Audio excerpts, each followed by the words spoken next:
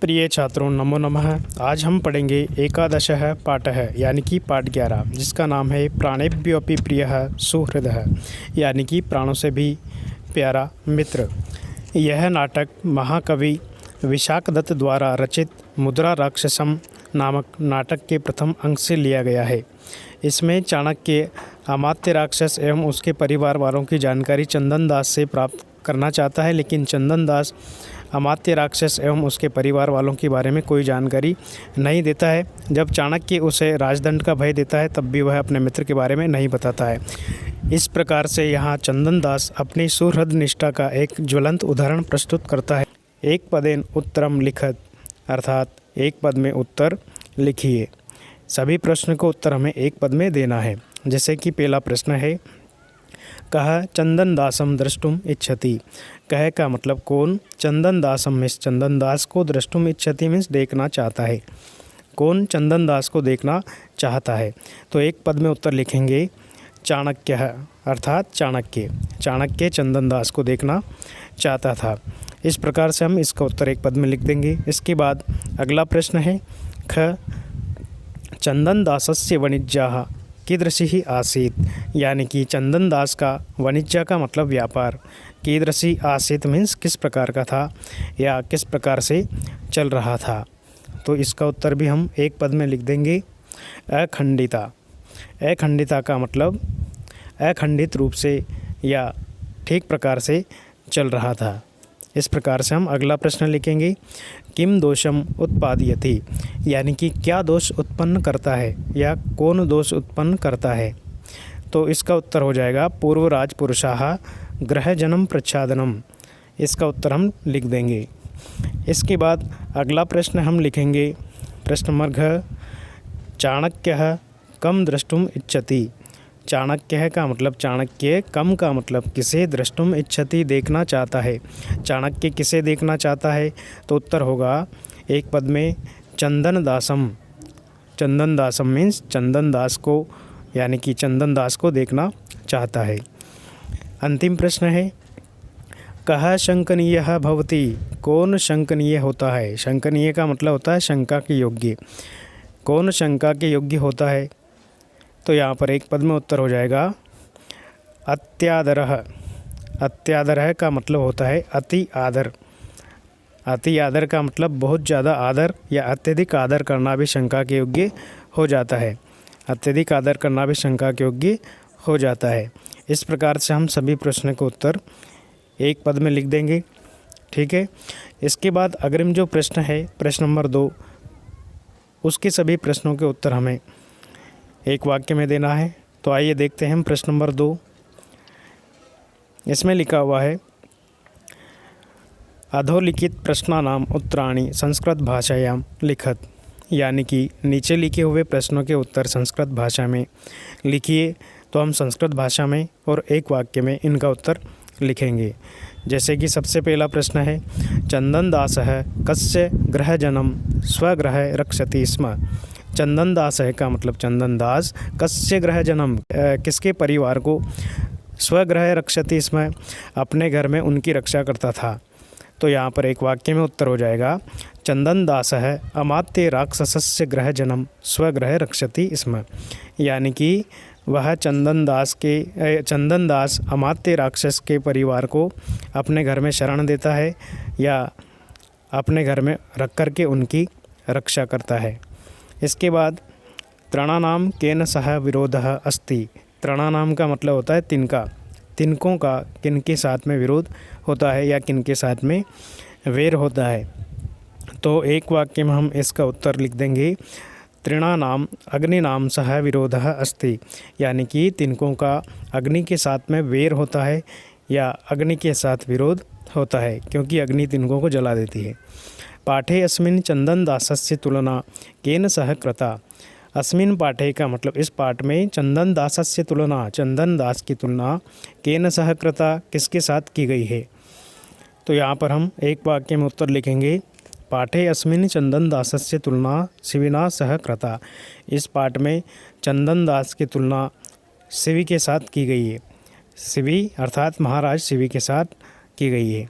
प्रीताभ्य प्रकृतिभ्य प्रतिप्रियम के इच्छन्ति, यानी कि प्रेताभ्य का मतलब प्रियजनों का स्वभाव से ही कौन भला करना चाहता है या कौन प्रिय चाहता है। तो यहाँ पर हम लिखेंगे प्रजाजनों का कौन भला करना चाहता है। प्रेताभ्य प्रकृतिभ्य प्रतिप्रियम राजानः इच्छन्ति, यानी कि अपने प्रियजनों का स्वभाव से ही जो भला करना चाहता है वो राजा लोग होते हैं, या राजा अपनी प्रजा का हमेशा प्रिय करना चाहता है। इस प्रकार से हम लिख देंगे।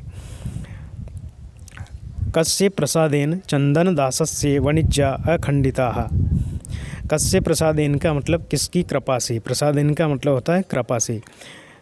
चंदन दासस्य वाणिज्या, चंदन दास का व्यापार, अखंडिता अखंडित रूप से, अबाध गति से या ठीक प्रकार से चल रहा था। किसकी कृपा से चंदन दास का व्यापार ठीक चल रहा था। तो उत्तर हो जाएगा आर्यस्य। आर्य कौन, कोष्टक में लिखा हुआ चाणक्य, अर्थात चाणक्य की कृपा से।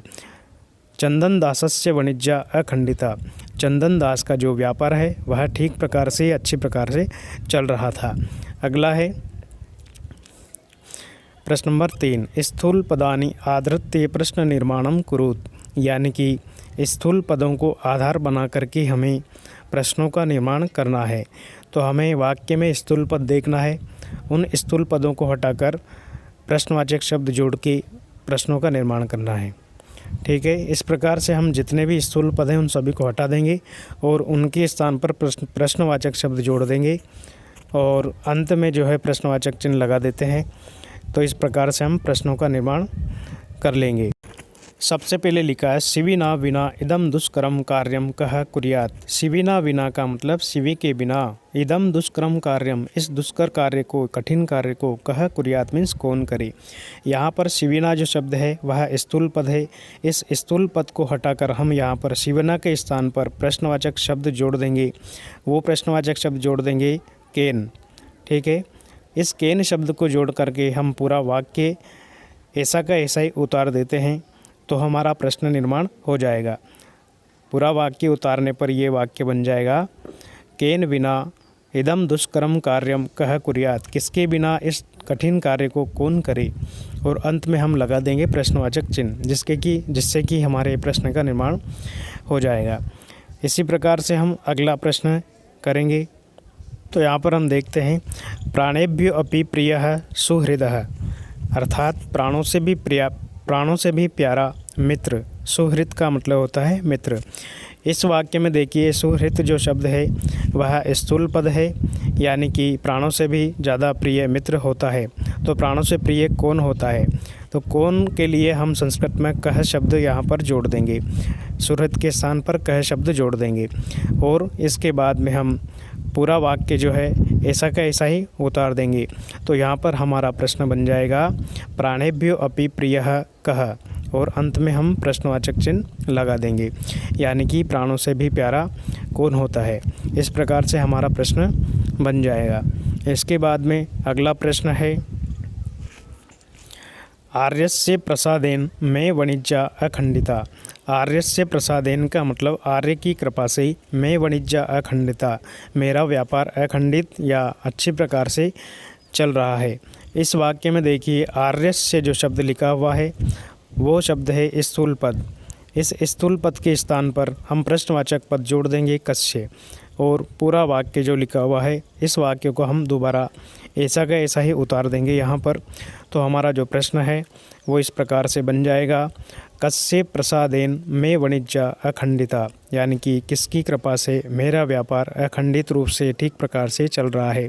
और अंत में हम प्रश्नवाचक चिन्ह लगा देंगे जिससे कि हमारे प्रश्न का निर्माण हो जाएगा। इसके बाद अगला प्रश्न है प्रेताभ्य प्रकृतिभ्य राजानः प्रतिप्रियम इच्छन्ति, यानी कि अपने प्रियजनों का स्वभाव से ही राजा लोग प्रिय चाहते हैं या भला करना चाहते हैं। इस वाक्य में राजानः जो पद है वह स्थूल पद है। तो इस राजानः शब्द को हटाकर हम यहाँ पर प्रश्नवाचक शब्द जोड़ देंगे के, बहुवचन वाला शब्द जोड़ेंगे के। ठीक है, और पूरा वाक्य यहाँ पर हम उतार देंगे। तो हमारा प्रश्न इस प्रकार से बन जाएगा प्रीताभ्यः प्रकृतिभ्यः के प्रतिप्रियम इच्छन्ति, यानी कि अपने प्रियजनों का स्वभाव से ही कौन भला करना चाहता है, कौन उनका प्रिय चाहता है, और अंत में प्रश्नवाचक चिन्ह लगा देंगे। तृणानाम अग्निनाम सह विरोधो भवति। तिनकों का अग्नि के साथ विरोध होता है। तो यहाँ पर तिनकों का के स्थान पर हम लिख देंगे किनका। ठीक है, तो तृणानाम जो स्थूल पद है उसको हटाकर हम यहाँ पर लिख देंगे केशाम। केशाम शब्द लिख कर के पूरा वाक्य हम उतार देंगे प्रश्न बनाने के लिए। तो हमारे प्रश्न का निर्माण हो जाएगा और हमारा प्रश्न होगा केशाम अग्नि नाम सह विरोधो भवति। किनका अग्नि के साथ विरोध होता है, और अंत में हम लगा देंगे प्रश्नवाचक चिन्ह। इस प्रकार से हमारे प्रश्न का निर्माण हो जाएगा। इसके बाद है प्रश्न नंबर 4, यथा निर्देशम उत्तरत, यानी कि यथा निर्देश, जिस प्रकार से निर्देश दिए गए हैं उस प्रकार से आपको उत्तर देना है। तो चलिए शुरू करते हैं। अखंडिता मे वाणिज्या अस्मिन् वाक्ये क्रियापदम किम, यानी कि अखंडिता मे वाणिज्या, मेरा व्यापार ठीक प्रकार से चल रहा है। अस्मिन् वाक्ये, इस वाक्य में क्रियापदम किम, क्रियापद कौन सा है, यानी कि कौन से पद में क्रिया का प्रयोग किया गया है, कौन सा पद क्रियावाचक पद है। तो यहाँ पर हम लिख देंगे अखंडिता, यानी कि अखंडिता जो पद है वो है क्रियापद। इसके बाद अगला प्रश्न है पूर्वम अनृतम इदानीम आसीत, यानी कि पहले झूठ और इस समय था। इति परस्पर विरुद्ध वचने, इस प्रकार के जो आपस में परस्पर एक दूसरे के विरुद्ध वचन हैं। अस्मात् वाक्यात, इस वाक्य में अधुना इति पदस्य, अधुना इस पद के लिए समानार्थक पदम चित्वा लिखत, समानार्थक पद यानी कि समान अर्थ प्रकट करने वाला पद चित्वा लिखत चुन करके लिखना है। तो हमें अधुना के समान अर्थ बताने वाला शब्द लिखना है, तो वो हो जाएगा इदानीम। अधुना का मतलब भी इस समय होता है और इदानीम का मतलब भी इस समय होता है, तो हम इदानीम शब्द लिख देंगे। इसके बाद अगला प्रश्न है, अगला प्रश्न देखते हैं। ग आर्य किम मे भयम दर्शयसि, आर्य अत्र आर्य इति संबोधन पदम कस्मै प्रयुक्तम, कि हे आर्य क्या तुम मुझे भय दिखा रहे हो। यहाँ पर आर्य जो शब्द आया है वह संबोधन पद किसके लिए आया है, या आर्य शब्द किसके लिए प्रयुक्त किया गया है। तो उत्तर हो जाएगा चाणक्याय, अर्थात चाणक्य के लिए। आर्य जो शब्द आया है वह चाणक्य के लिए प्रयुक्त किया गया है या चाणक्य के लिए आया है। इसके बाद अगला प्रश्न देखते हैं। प्रीताभ्य प्रकृतिभ्य प्रतिप्रियम इच्छन्ति राजानः अस्मिन् वाक्ये कर्तृपदम किम, स्वभाव से ही प्रियजनों का भला करने वाले होते हैं राजा लोग। इस वाक्य में कर्तृपद क्या है, यानी कि कर्ता कौन है। तो यहाँ पर हम लिख देंगे राजान, यानी कि राजा। अगला है तस्मिन् समय आसेद अस्मत् गृहे, उस समय था मेरे घर में। इस वाक्य में विशेष्य पदम किम, इस वाक्य में विशेष्य पद कौन सा है, यानी कि विशेष्य का मतलब होता है जिसकी विशेषता बताई जाए, यानी कि जिन शब्दों की, यानी कि संज्ञा या सर्वनाम की विशेषता बताई जाती है, और संज्ञा या सर्वनाम को ही हम विशेष्य कह सकते हैं। ठीक है, तो यहाँ पर देखिए ये संज्ञावाचक शब्द है ग्रह, इसलिए हम ग्रह शब्द को यहाँ पर विशेष्य में लिख देंगे। ठीक है, इसके बाद अगला प्रश्न है निर्देशानुसारम संधि या संधि विच्छेदम कुरुत, निर्देश के अनुसार संधि या संधि विच्छेद कीजिए। संधि का मतलब दो पदों को मिलाना है, संयुक्त पद बनाना है, या फिर हमें संधि विच्छेद करना है, संयुक्त पद को अलग अलग करना है। जैसे कह धन अपि, यहाँ पर कह का जो विसर्ग है उसके स्थान पर ओ आदेश हो गया, और अवग्र जो अपि का ए है उसके स्थान पर हो गया, मिलाने पर बन गया को अपि। ऐसे ही अन्य दूसरे उदाहरण यहाँ पर लिखे गए हैं, उनके रिक्त स्थान की पूर्ति हमें करना है। जैसे सबसे पहले लिखा है प्राणेभ्यः धन अपि, यहाँ पर प्राणेभ्यः में जो विसर्ग है उस विसर्ग का ओ बना देंगे, तथा अपि के पूर्व का जो अ है, ह्रस्व ए छोटा अ, उसका हम बना देंगे अवग्र, मिलाने पर हो जाएगा प्राणेभ्यो अपि। इसी प्रकार से सज्जो अस्मि जो यहाँ पर लिखा गया है इसका विच्छेद हम करेंगे। अस्मि तो पहले से लिखा ही गया है, इसके पहले जो रिक्त स्थान है अस्मि के पहले, यहाँ पर हम सज्जो का जो ओ है उसका पुनः विसर्ग बना देंगे, केवल क्या बचेगा सज्ज है, तो विच्छेद हो जाएगा सज्ज है धन अस्मि। ऐसे ही आत्मनः के बाद रिक्त स्थान है, पूरा पद लिखा है आत्मनो अधिकार सदृशम, आत्मनो में जो ओ है उसका विसर्ग बन गया आत्मनः। उसके बाद जो अवग्र अ है उसका हम छोटा अ बना देंगे और पूरा पद लिख देंगे, तो हो जाएगा अधिकार सदृशम। इस प्रकार से हम ये जो रिक्त स्थान है उनकी पूर्ति कर लेंगे। दूसरा है सत धन चित। यहाँ पर तय जो व्यंजन है उसका च बन जाएगा व्यंजन संधि में मिलाने पर, यहाँ पर हो गया सच्चित। ऐसे ही 2 उदाहरण और हमें यहाँ पर करना है। जैसे शरत धन चंद्र।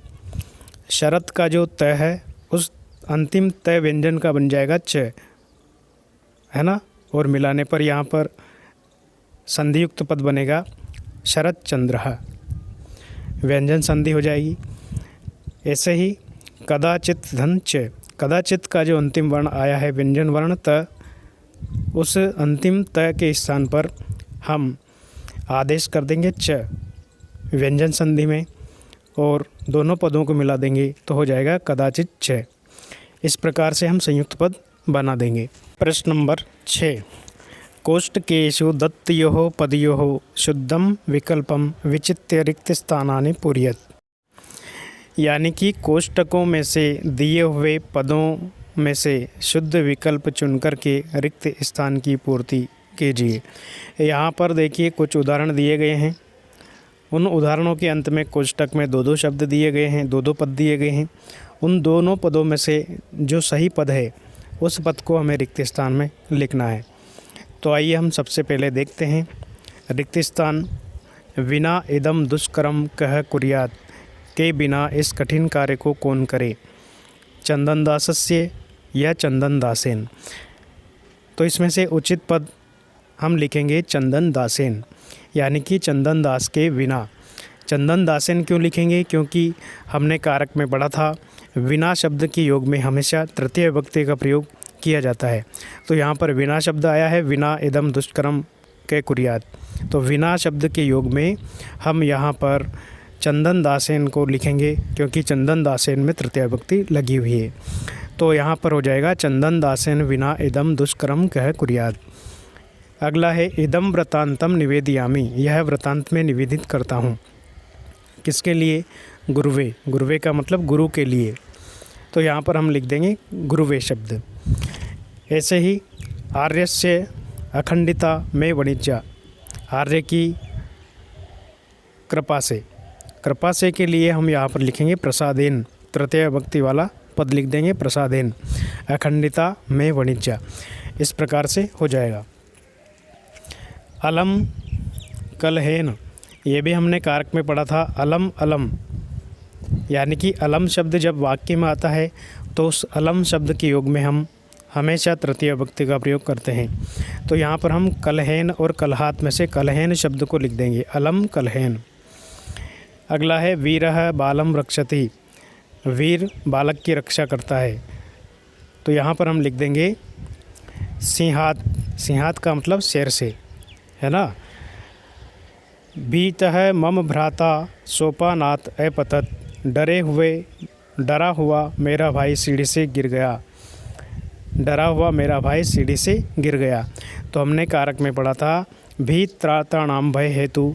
इस सूत्र के माध्यम से जब भी धातु आती है तो उसके योग में पंचमी विभक्ति का प्रयोग किया जाता है। तो कुक्कुरेण और कुक्कुरात में से पंचमी विभक्ति वाला पद हम लिखेंगे कुक्कुरात। कुक्कुरात भीतः मम भ्राता सोपानात अपतत। इस प्रकार से हम अगला लिखेंगे छात्रः प्रश्नम पृच्छति। छात्र प्रश्न पूछता है। तो यहाँ पर हम लिख देंगे आचार्यम, अर्थात आचार्य को, है ना। आचार्य से प्रश्न पूछता है। इसके बाद अगला प्रश्न है अधोदत्त मंजूषातः समुचित विलोम पदानि गृहीत्वा लिखत। नीचे दी गई मंजूषा से समुचित विलोम पद चुनकर के लिखिए। यहाँ पर कुछ शब्द दिए गए हैं मंजूषा के अंदर। असत्यम का मतलब जो सत्य नहीं हो, पश्चात का मतलब पीछे, गुण का मतलब गुण, आदर का मतलब सम्मान, तदानीम का मतलब तब और तत्र का मतलब वहाँ। ये जो शब्द दिए गए हैं इनके माध्यम से हमें रिक्त स्थान की पूर्ति करना है विलोम शब्दों के द्वारा। जैसे कि सबसे पहले हमें लिखना है अनादर है। अनादर का मतलब होता है अपमान। तो इसका विलोम शब्द हम लिख देंगे आदर। अनादर का आदरः। ठीक है, मंजूषा में से हम लिख दें आदरः। ऐसे ही दोष है, दोष का मतलब अवगुण, तो इसका विलोम शब्द हो जाएगा गुणः। पूर्वम का मतलब पहले, तो इसका विलोम शब्द हो जाएगा पश्चात, जिसका मतलब होता है बाद में। सत्यम का मतलब सत्य, तो इसका विलोम शब्द हो जाएगा असत्यम, जिसका मतलब होगा झूठ। इदानीम का मतलब होता है इस समय, तो इसका विलोम शब्द हम लिख देंगे तदानीम, जिसका मतलब होगा तब या उस समय। अत्र का मतलब होता है यहाँ पर या यहाँ, और इसका विलोम होगा तत्र, जिसका मतलब हो जाएगा वहाँ। अत्र और तत्र दोनों ही अव्ययी शब्द हैं। इसके बाद अगला प्रश्न है प्रश्न नंबर 8। उदाहरणम अनुसृत्य अधोलिखितानि पदानि प्रयुज्य पंचवाक्यानि रचयेत्। यानी कि उदाहरण के अनुसार नीचे लिखे 5 पदों के द्वारा 5 वाक्यों का निर्माण कीजिए। जैसे कि उदाहरण दिया गया है निष्क्रम्य, इसका यहाँ पर वाक्य में प्रयोग किया गया है। शिक्षिका पुस्तकालयात् निष्क्रम्य कक्षां प्रविशति। यानी कि अध्यापिका पुस्तकालय से निकलकर कक्षा में प्रवेश करती है। इस प्रकार से वाक्य बनाया गया है। इसी प्रकार से हमें 5 जो पद यहाँ पर दिए गए हैं उन पदों का प्रयोग करके 5 वाक्य बनाना है। तो सबसे पहले हम बना देंगे उपसर्त्य के द्वारा, उपसर्त्य का प्रयोग करके। उपसर्त्य का मतलब होता है पास जाकर। तो हम वाक्य बना देंगे बालकः मातरम उपसृत्य मोदकम याचति। यानी कि बालक माता के पास जाकर लड्डू मांगता है। ऐसे ही प्रविश्य शब्द का मतलब होता है प्रवेश करके। इसका हम वाक्य में प्रयोग करेंगे तो हो जाएगा सह कक्षाम प्रविश्य गायति। यानी कि वह कक्षा में प्रवेश करके गाता है। फिर है द्रष्टुम, जिसका मतलब होता है देखने के लिए। तुमुन प्रत्यय का प्रयोग किया गया है यहाँ पर के लिए अर्थ में। तो यहाँ पर हम वाक्य बना देंगे अहम राफेल विमानम द्रष्टुम इच्छामि। अर्थात मैं राफेल विमान को देखना चाहता हूँ, मैं राफेल विमान को देखना चाहता हूँ। इदानीम का मतलब होता है इस समय। वाक्य में प्रयोग हम कर देंगे मोहन इदानीम गृह कार्यम करोति। यानी कि मोहन इस समय गृह कार्य कर रहा है। अत्र का वाक्य में प्रयोग करेंगे। अत्र मीन्स होता है यहाँ, और इसका वाक्य प्रयोग हो जाएगा अत्र छात्राः पठन्ति। यहाँ पर छात्र पढ़ते हैं। इस प्रकार से हम वाक्य में प्रयोग कर लेंगे। प्रिय छात्रों, अगर आपको यह वीडियो अच्छा लगा हो तो आप मेरे इस वीडियो को लाइक, शेयर और सब्सक्राइब अवश्य करें। और इसी प्रकार से सभी पाठों के प्रश्न उत्तर लिखने के लिए आप इस पाठ के डिस्क्रिप्शन में जाकर के सभी पाठों के प्रश्न उत्तरों को देख सकते हैं। धन्यवाद।